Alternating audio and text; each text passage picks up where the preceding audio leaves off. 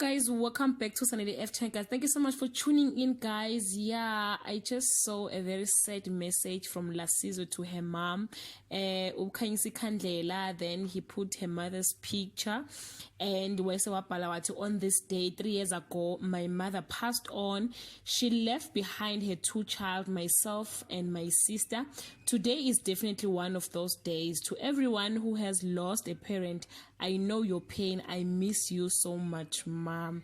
Guys, it's a very, very, very sad feeling.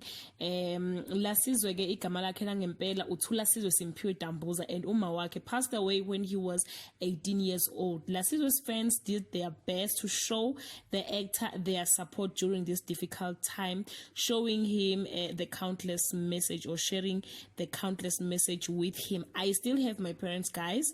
My mom and my dad are still alive, but I have lost many people close to my heart. I do know the feeling, but again, guys, yeah, may her soul rest in peace. Take a look at some of the messages and leave your comment below. I love you so much, guys. Bye.